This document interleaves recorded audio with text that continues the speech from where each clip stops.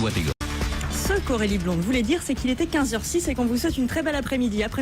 En notre compagnie jusqu'à 18h, on suit l'ensemble des marchés financiers, l'ensemble de ceux qui sont ouverts, puisqu'il y a Euronext qui n'est pas en jour férié aujourd'hui, un Memorial Day du côté des États-Unis, donc les marchés actions sont fermés. Même chose à Francfort qui est fermé également, mais Paris cote bien. Le CAC 40 qui recule un peu, toutefois un moins 0,7% pour l'indice parisien à 5106 points. On va plonger donc dans le cœur de cette séance assez peu animée, on va le reconnaître, mais il y a des choses à dire, avec Jean-François B. Bonjour Jean-François. Oui, bonjour Sidonie. Directeur général de Morningstar France. Je le disais, journée calme en termes de volume, parce qu'on a peu d'opérateurs qui travaillent, mais on reste tout de même sur une tendance de fond globale, qui est qu'on reprend son souffle. On a eu de très très grosses secousses il y a quelques séances, là, notamment sur le secteur obligataire, et là, les marchés reprennent peu à peu pied, c'est ça ?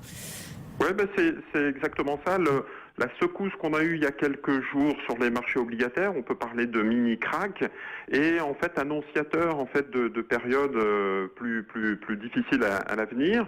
C'est un petit peu comme quand vous partez en vacances sur l'autoroute, les premiers bouchons, vous êtes un peu surpris, il y a des coups de frein, il y a des coups de frein très forts, des ralentissements très forts, et puis petit à petit on s'habitue à ces mouvements.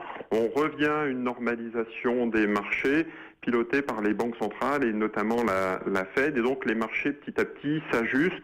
On a vu l'ajustement violent sur les marchés obligataires. Je rappelle que le 10 ans américain est passé de 1,80 à 2,21 en quelques jours, et pareil sur les taux européens. Donc le Bund à 10 ans est passé de 0,04% à 0,70, là encore en quelques jours. Donc ça a surpris beaucoup d'investisseurs, et donc on peut expliquer aussi pourquoi. Voilà, on est toujours dans cette période de normalisation, de consolidation. Les marchés cherchent en fait un second souffle. Le premier élément qui vient perturber un petit peu les marchés en Europe, proche de nous, c'est toujours la Grèce. On ne peut pas anticiper un second souffle, un marché européen solide, stable, pérenne, en croissance, sans résolution de la crise grecque. Et malheureusement, on est un petit peu on reparle de l'échéancier, on reparle de négociations difficiles. L'Athènes menace de ne plus rembourser sa dette, et la prochaine échéance, c'est le 5 juin, donc c'est-à-dire c'est dans quelques jours. Athènes doit rembourser le FMI 300 millions d'euros. Puis il y a toute une succession en fait de remboursements qui vont s'enchaîner. Ça sera à peu près 1,7 milliard d'euros au mois de juin pour le FMI, 4 milliards d'euros au mois de juillet pour le FMI et la BCE, et 3,4 milliards d'euros à rembourser pour le FMI et la BCE au mois d'août. Donc sur le dossier grec, précisément, là, Jean-François, effectivement, on a eu cette sortie du ministre de l'Intérieur hier, disant que voilà, ça allait être compliqué d'honorer les échéances du 5 juin, mais il y a eu rétropédalage dans la journée. Athènes qui rassure, qui dit que la Grèce honorera ses obligations financières tant qu'elle le pourra. Est-ce qu'on n'est pas sur un dossier qui est aussi purement politique et qui est interne à la Grèce, finalement? Est-ce que vous pensez réellement que la Grèce ne peut pas honorer ses échéances? Alors, virtuellement, elle est en défaut de paiement. Déjà, le mois de mai, ça a été vraiment très difficile de payer les 750 millions d'euros. Et je pense qu'on est virtuellement dans un dossier qui est politique. On le voit notamment avec les élections en Espagne. Le dossier un peu pays périphérique, le match contre les plus orthodoxes, contre les plus accommodants, refait surface. On n'en est pas à un premier acte, j'allais dire. Et malheureusement, on est dans les derniers mètres de la négociation, et je pense qu'il va falloir effectivement sortir par le haut de cette crise. Et donc voilà, on est un peu dans un poker manqueur, une négociation en Europe et malheureusement l'Europe n'arrive pas à se décider. Et encore une fois, c'est le FMI, les États-Unis, Poutine. Enfin, on est obligé, on a l'impression qu'on est obligé de faire appel aux grands frères parce que l'Europe n'arrive pas vraiment à résoudre cette crise. C'est quand même incroyable que ça dure aussi longtemps et qu'on soit toujours pas sorti de cette crise. Schäuble, encore le ministre des Finances en Allemagne, parlait d'une sortie de la Grèce de la zone euro. Enfin voilà, donc c'est toujours un peu le serpent de mer. En tous les cas, quand on revient au marché, clairement, ça perturbe les marchés européens et ça empêche ça vient caper, c'est ce plafond de verre qui vient empêcher en fait les marchés d'aller plus loin. D'autant plus que les marchés avaient déjà bien rebondi depuis le début de l'année. On était à plus de 20% sur le CAC 40. Donc les investisseurs... Est-ce qu'on n'est pas allé trop vite, trop haut, justement, sans raison fondamentale on est dans ces mouvements de cycle à court terme qui vont se perpétuer. Il y a des retournements qui sont assez fréquents et qui seront assez violents. Parce que avec des taux bas, des taux qui sont à 0% et un pilotage qui est fait par les banques centrales, on a ces déplacements de liquidités qui seront réguliers. C'était très forte hausse, embellie très forte, sortie de crise en zone euro en début d'année. Et puis là, on repart un petit peu dans l'autre sens en disant, non, consolidation, prise de bénéfices, désensibilisation des portefeuilles. Et la situation américaine est un petit peu la même, c'est-à-dire que les marchés se rendent bien compte que la Banque centrale américaine va augmenter ses taux. Janet Yellen, la semaine dernière, l'a annoncé. Donc elle a considéré que attendre trop longtemps ferait courir le risque d'une surchauffe de l'économie, a justifié la présidente de la Réserve fédérale américaine. Donc ça y est, c'est acté, on le sait, alléluia, la Fed va augmenter ses taux en 2015, on rentre dans une nouvelle donne, c'est clairement un nouvel environnement. On a été bien préparé quand même, je dis les marchés financiers, c'est-à-dire que la Fed a fait son boulot là-dessus, en termes de diplomatie, ils sont assez forts en termes de préparation, ils se sont donné le temps et ils ont donné le temps au marché de digérer ça. Oui, tout à fait, et puis... on sait aussi que quelque part on s'est donné le temps et que l'exubérance irrationnelle quelque part peut durer un petit bout de temps. La dernière fois quand c'était Greenspan à l'époque parlait d'exubérance, c'était en 96, puis il a fallu attendre 2000 pour avoir de vraies corrections en fait sur les marchés. C'est un petit peu la même chose, c'est-à-dire que là on a été habitué. Dès 2013, la Banque centrale, Ben Bernanke parlait de risque sur le crédit et de surchauffe. On est encore en 2015 et visiblement on en parle encore et rien n'a été fait. Et donc on sait qu'on aura encore 1 année, 2 années devant nous, un peu d'ajustement piloté par les banques centrales. Mais toujours est-il que en dehors de ces tendances structurelles, hausse des taux, cycle de hausse des taux aux États-Unis et cycle de politique accommodante quantitative easing de la part de la BCE en Europe, on doit identifier en fait ces cycles à court terme qui peuvent être captés par certains investisseurs qui sont plus tactiques justement.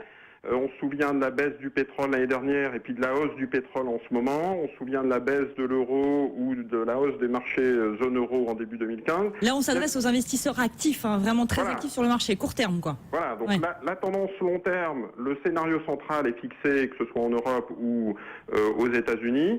Et puis derrière, il y a des thématiques qu'on peut aller capter. Alors, on peut en citer quelques-uns. En Europe, très clairement, on avait cité il y a quelques temps, si vous en souvenez, les gérants actifs. C'est-à-dire que autant dans des hausses indiscriminées comme on l'a eu au premier trimestre, ça sert à rien de se poser trop de questions. Il faut acheter l'indice et vous achetez des ETF pour profiter de la hausse du CAC 40, de cette hausse sur l'ensemble des valeurs. Autant en ce moment, on voit qu'une période plus fondamentale est plus propice aux gérants actifs.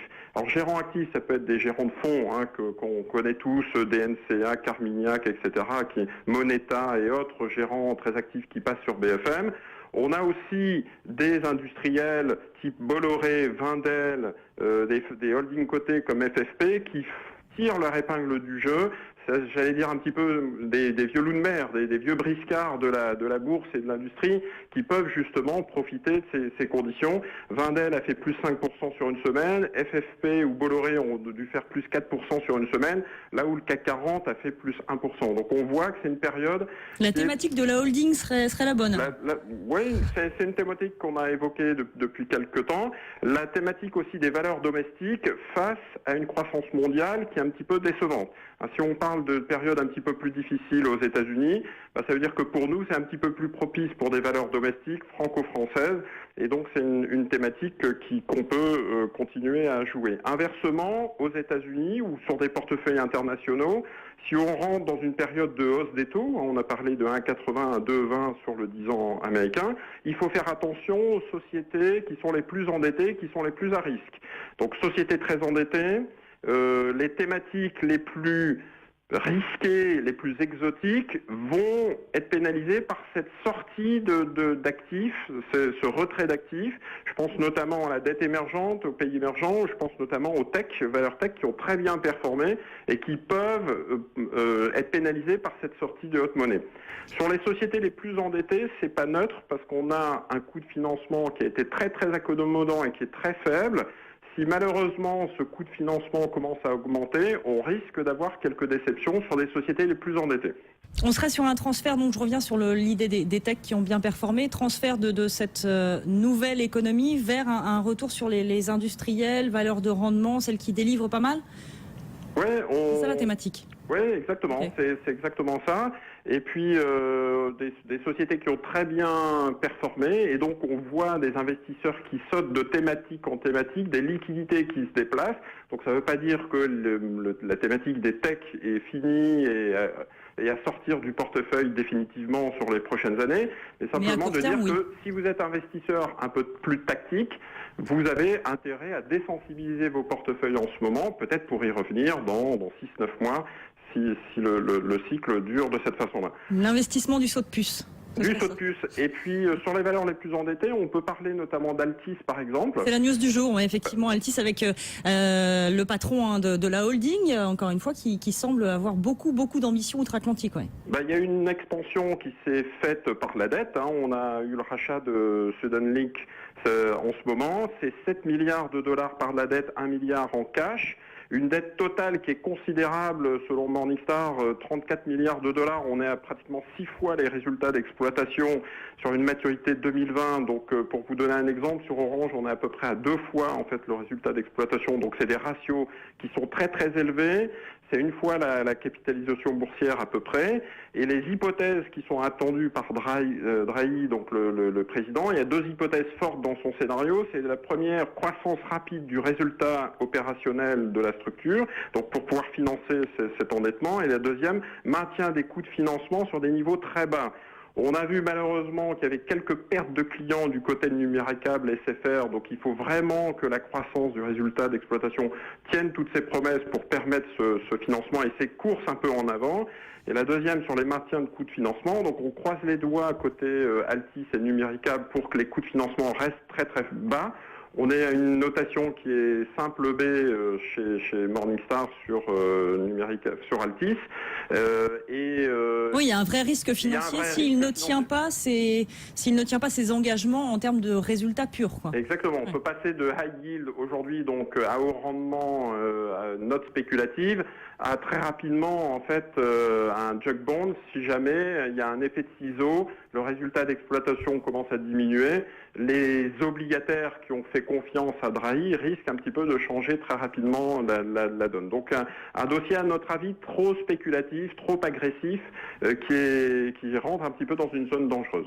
Et pourtant, le titre est en légère hausse aujourd'hui dans un secteur des télécoms qui globalement est plutôt chahuté. On y revient dans un instant. Un grand merci Jean-François Bay d'avoir été une nouvelle fois avec nous. À très bientôt sur BFM Business, directeur général de